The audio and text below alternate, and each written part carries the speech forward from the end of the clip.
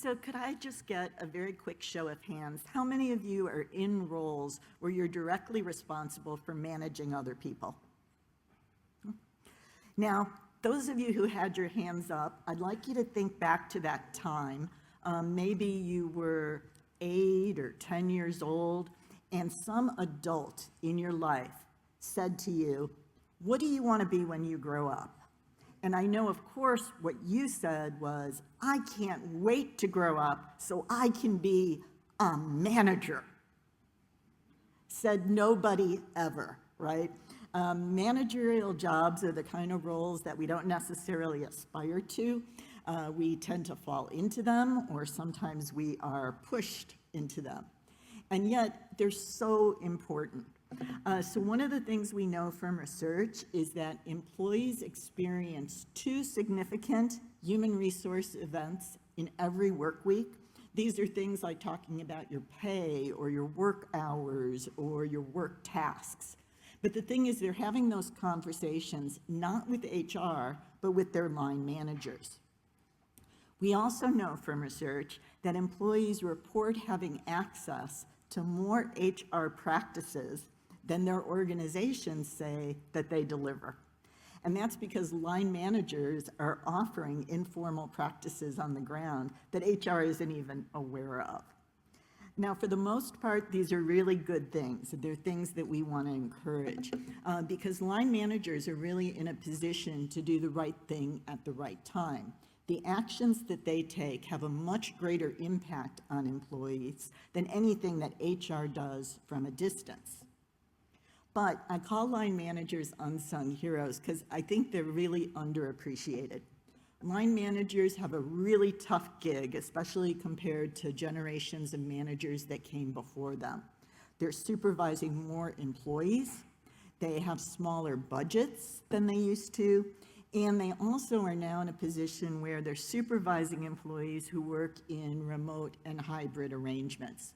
So to all of you in managerial roles, I just want to really reassure you, if it feels hard, it's because it is hard. Now, there was some research that was done in the United States. They looked at over 1 million people over a 3-year period, and what they found was among people who got promoted into managerial roles for the first time, 29% of them quit within the first month. So these are your organization's best and brightest, and when you promote them, you're creating a flight risk. What's even more worrisome is that when we talk to people who are just starting their careers, 62% of labor market entrants say they never want to be a manager, that over time what they want to do is just be individual contributors. So line managers have it hard, and we're losing them. So in my presentation, I'm just going to touch really lightly on 2 topics: onboarding new hires and retaining employees. And for each of these topics, I want to give you one really big what-if thought question that I hope you'll just sort of think about during the day. But I'm also going to give you a very specific start here behavior, something that you could do immediately. So here's what we know about onboarding.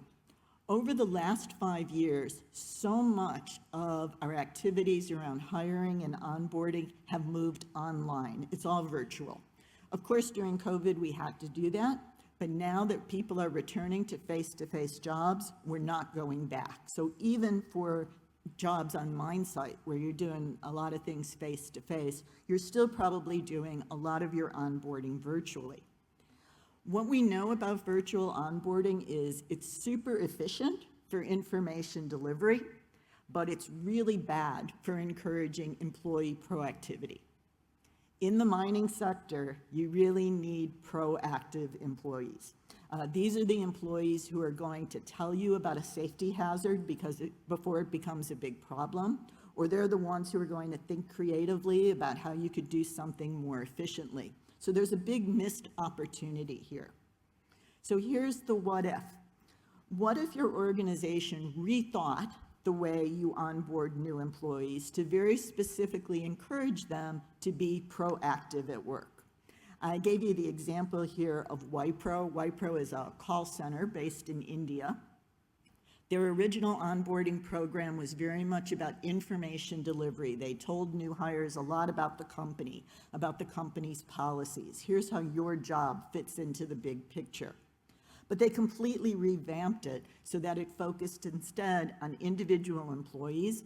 They encouraged individual employees to think about their unique skill set and their strengths and how they could leverage them on the job. And what they found was that this new style of onboarding kept people working, so it had greater retention than they expected, but it also delivered better customer service, because when the employee had a customer service problem, they felt more empowered to step up. So that's the what if. The start here is, if you're in a managerial role, take the time to meet one-on-one with your new hire in the first week. We're in a big room, so I can't see your faces clearly, but I suspect some of you are rolling your eyes at this point, because you're thinking to yourself, of course I would meet one-on-one with any new hire. What kind of idiot manager wouldn't meet one-on-one with their new hire? Well, all I can tell you is employees tell us all the time that they don't have these meetings. Line managers are busy. They got emergencies. They tend to cut the meeting short, or they roll it into a group meeting. But it turns out it's essential. At Microsoft, they found that employees who had that one-on-one meeting with their manager in the first week developed 3 times the size of network relationships. So it's an opportunity for you as a manager to say, go and talk to this person. Here's where you find that information, and encourage proactivity.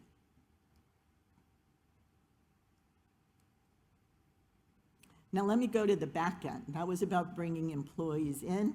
Let me talk about retaining them. Common wisdom is that people leave jobs because they're unhappy. Some employees, that's true. They're unhappy, they get more unhappy, eventually they're so unhappy that they leave.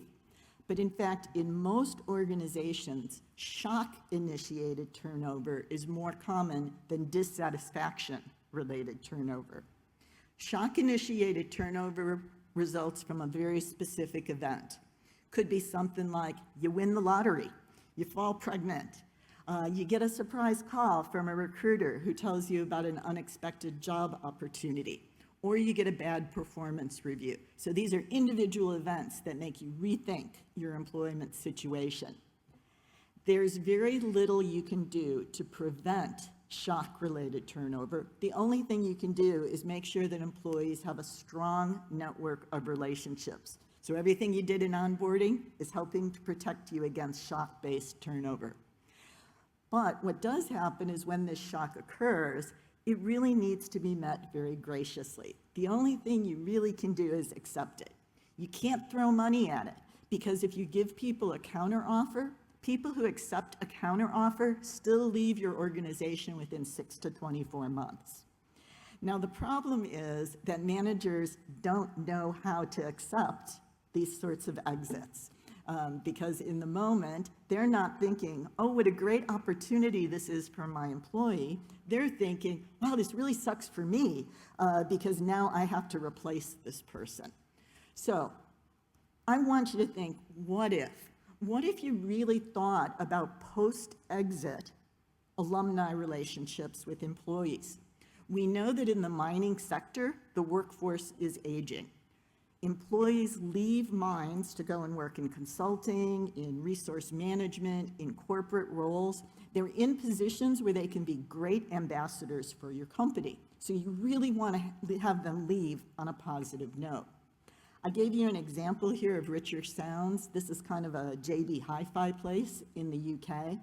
And they actually reward managers with bonuses when an employee leaves their store to get a better job at another store. So here's your start here. Today, before anybody tells you that they're quitting, think about how you're going to offboard them, develop an offboarding ritual. Apple is great at this. If you're a new employee coming into an Apple store, you are clapped on to your first day. When you leave that store, you are clapped off the store. So What makes it a ritual is that these events are not really about the exiting employee. They kind of are, right? You want them to leave on a good note. But because they're visible to everybody else, what you're doing is tightening the web of relationships around the employees who are staying.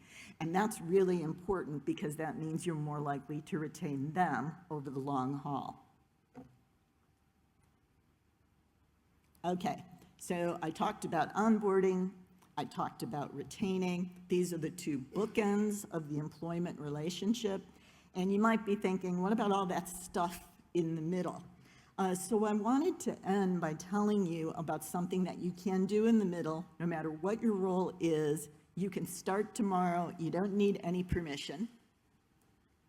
Practice saying thank you, and aim for saying thank you every day. 80% of employees tell us that the single strongest motivator they have in the workplace is a sense of gratitude and appreciation. But only 10% of employees experience gratitude in the workplace on a regular basis. So here's my tip. If you remember one thing from my presentation today, I want you to remember how to say thank you. Thank you works better when you maintain the focus on the person you are thanking. So it is much better to say, thank you for taking time out of your day to help me. That's a better approach than to say, thank you, you made my day a lot less stressful. So, thank you for taking time out of your conference schedule to think about line managers today.